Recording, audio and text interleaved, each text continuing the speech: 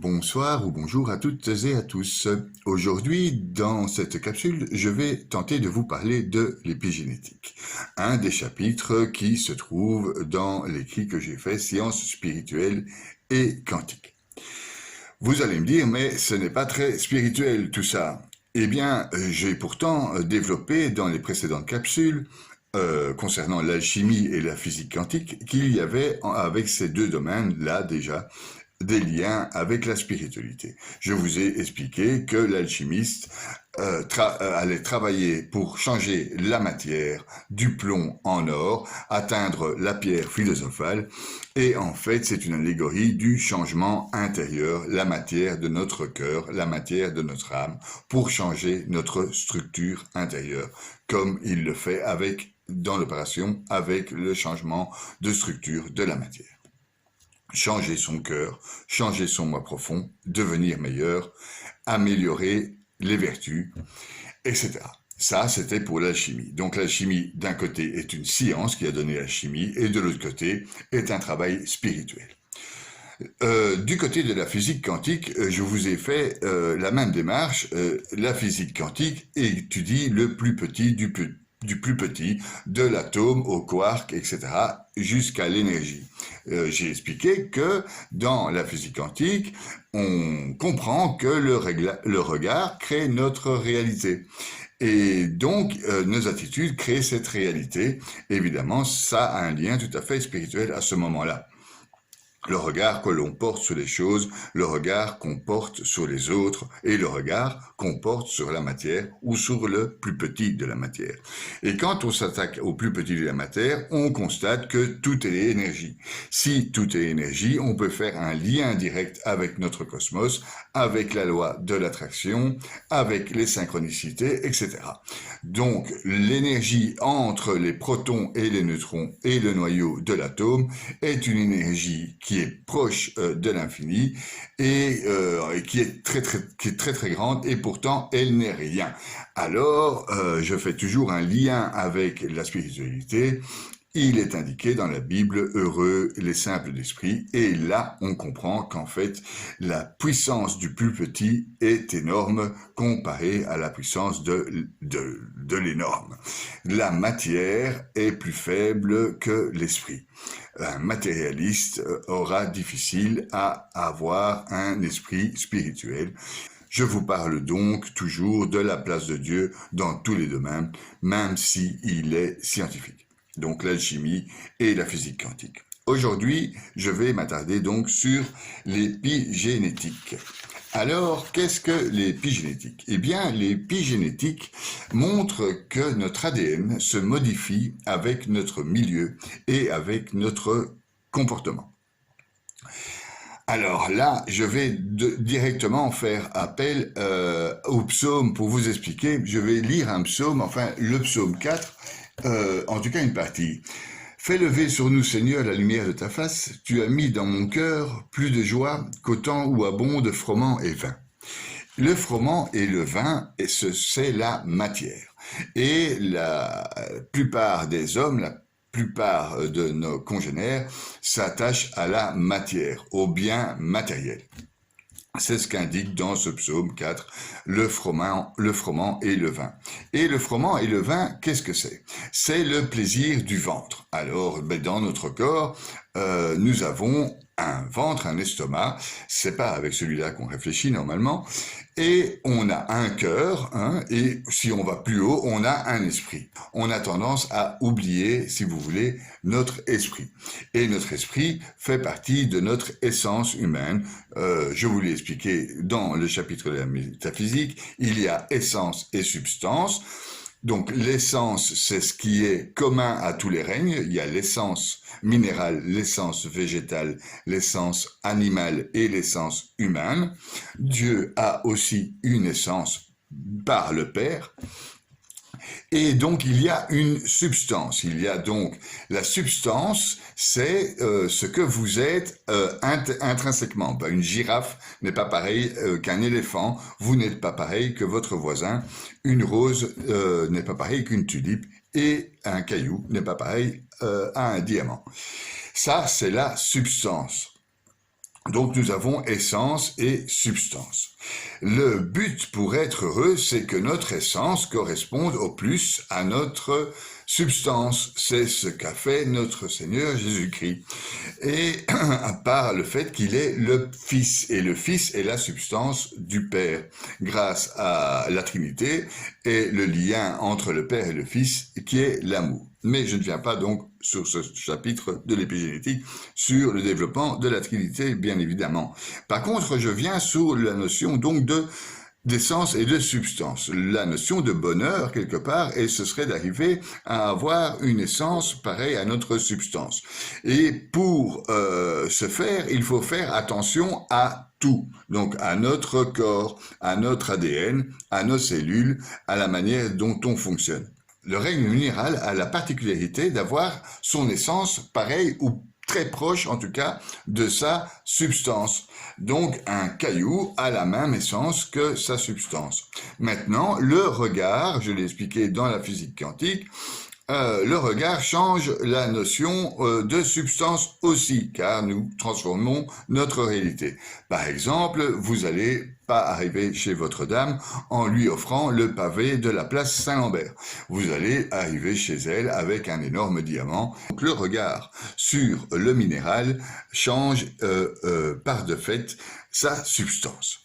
Bien, nous avons donc parlé, et j'étais revenu sur la métaphysique entre essence et substance. Maintenant, venons-en à l'épigénétique.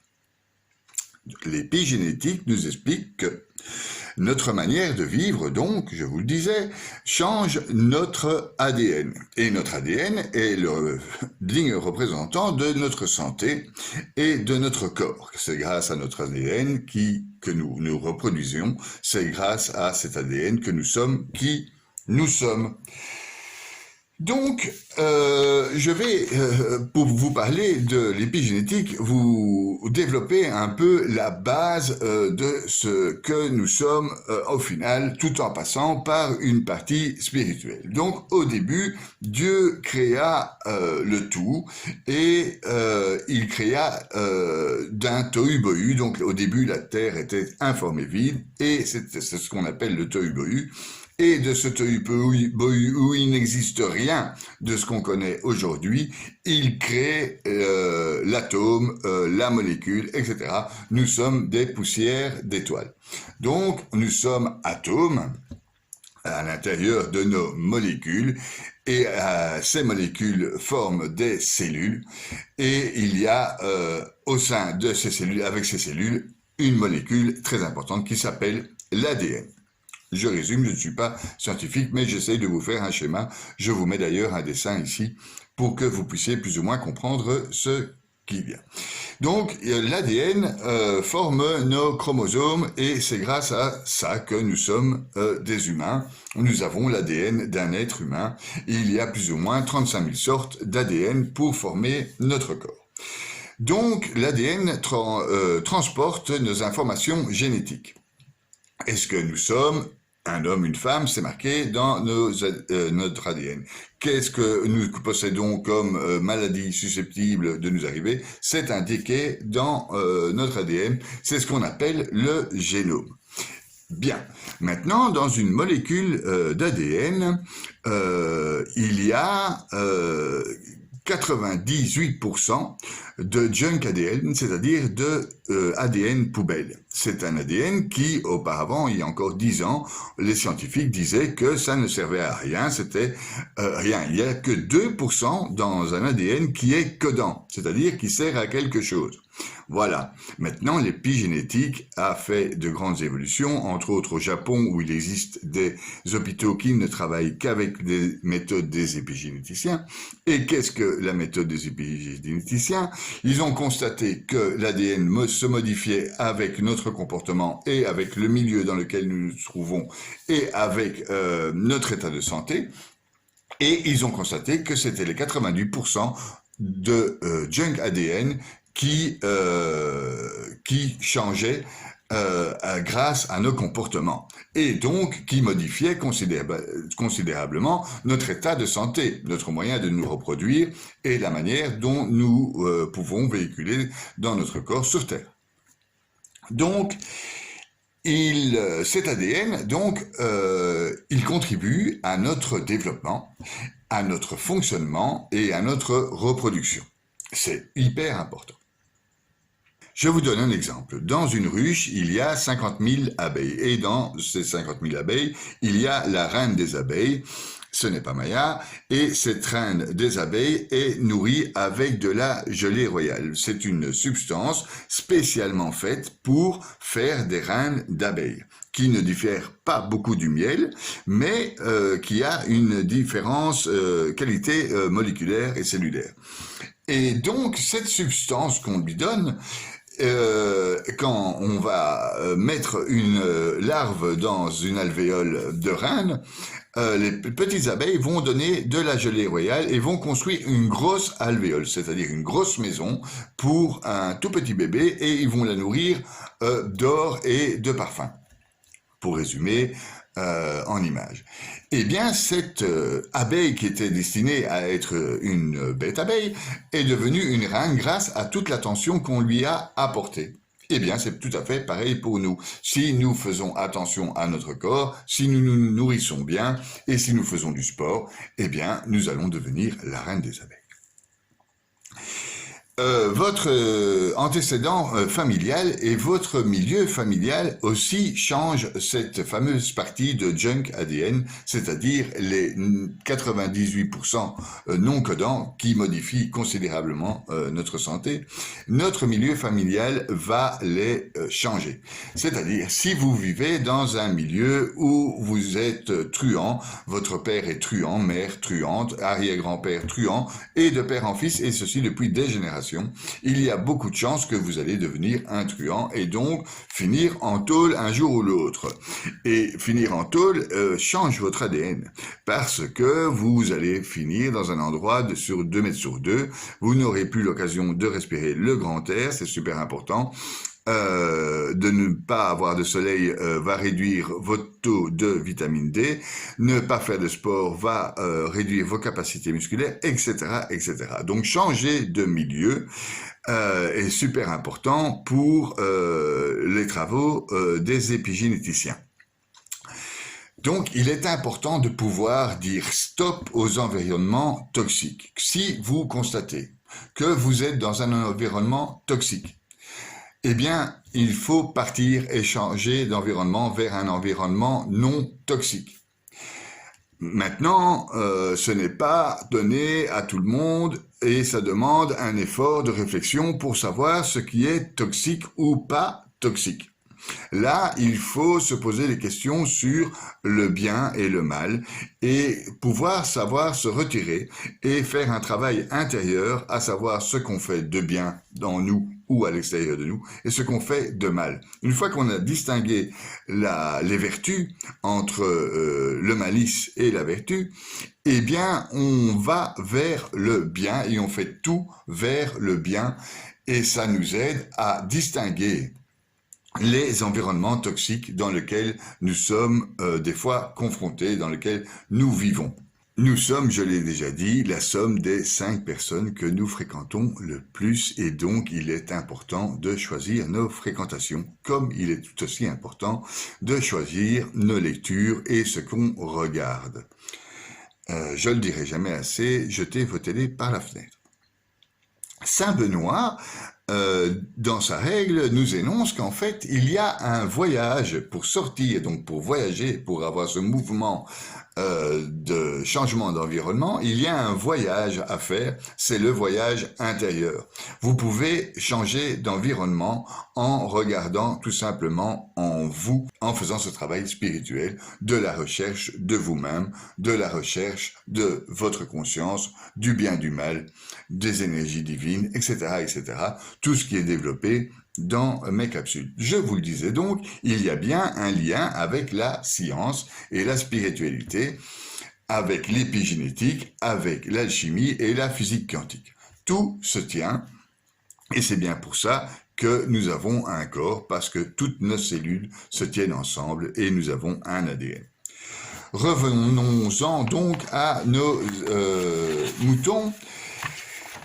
Dans mon livre, je vais le lire, c'est plus simple, quelques astuces pour modifier ces 98% de junk ADN, donc les ADN non codants, qui peuvent améliorer notre santé et notre état d'être.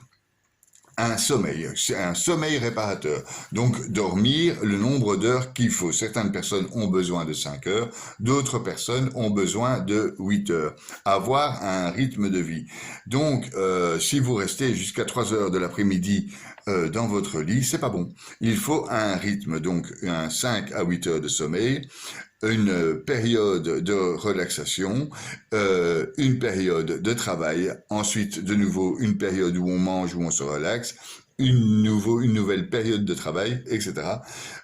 Jusqu'à la nuit où nous allons nous relaxer, nous mettre en état de sommeil.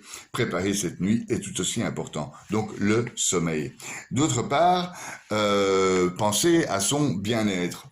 Donc tout ça, ça paraît évident, mais c'est l'épigénétique. L'épigénétique nous explique ça. Donc, penser à son bien-être, être avec les bonnes personnes, se faire une bonne thalassothérapie, aller faire des tours dans la forêt, marcher au bord de la mer, aller prier dans les églises, méditer, faire du yoga, etc. Ça améliore considérablement la qualité de votre ADN et donc améliore votre défense immunitaire et donc vous protège de maladies graves. En résumé, avoir conscience de l'unité et avoir conscience du tout. Donc nous formons un avec cette nature.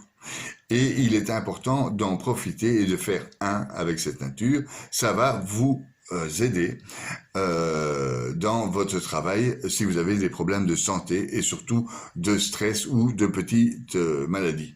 En faisant du sport et en profitant de la nature, vous renforcez votre système immunitaire et si vous prenez le soleil, vous gavez de vitamine D. Et ça, c'est les bases de l'épigénétique. Dans les hôpitaux au Japon, il y a marqué sous la porte de l'hôpital, ici règne le calme. Et donc, quand vous rentrez dans cet hôpital, vous devez être calme, pas faire de bruit. Et ça améliore la santé des patients. Les patients passent leur thérapie en lisant, en faisant de la thalassothérapie, en faisant des introspections grâce à des médecins, psychiatres, etc., en faisant des massages tantriques, etc. Donc, le calme et le repos peut aussi aider votre santé. Et c'est ce que d'ailleurs la plupart des médecins vous disent, reposez-vous et soyez calme. Et vous gavent en même temps de médicaments. La plupart des médicaments ne servent à pas grand-chose. Il faut simplement profiter des miracles de la nature. La chimiothérapie est évidemment un moyen de se guérir. Il ne faut pas essayer de se guérir du sida ou du cancer sans chimiothérapie aucune. Mais avoir la foi, avoir ces notions d'épigénétique, parler à des épigénéticiens ou des docteurs qui ont des méthodes naturelles sont dans la plupart des cas assez efficaces pour vous soigner. L'intuition et l'écoute de votre corps est une des bases de l'épigénétique aussi. Il faut savoir s'écouter, savoir écouter nos maladies. D'ailleurs, nos maladies ou nos mots, la maladie, c'est, d'après les alchimistes et le langage des oiseaux, le mal a dit. C'est le mal qui a dit. Donc, la maladie nous parle. Quand nous avons une crampe d'estomac, c'est simplement des fois parce que nous sommes stressés. Il n'est pas besoin de s'envoyer une chimio pour ça. Quand on a mal de dos, c'est souvent parce qu'on manque de sport et qu'on manque de plein air. Quand on manque de respiration, c'est parce qu'on a besoin d'aller dans la nature. C'est ce qu'explique l'épigénétique. Il faut savoir s'écouter. Et c'est en suivant vos intuitions et votre moi intérieur que vous pourrez changer ces 98% de junk ADN qui participent à votre bien-être. Voilà donc la fin de cette petite capsule sur l'épigénétique. Faites donc attention à votre environnement, faites du sport, soignez-vous, prenez soin de vous et à la prochaine.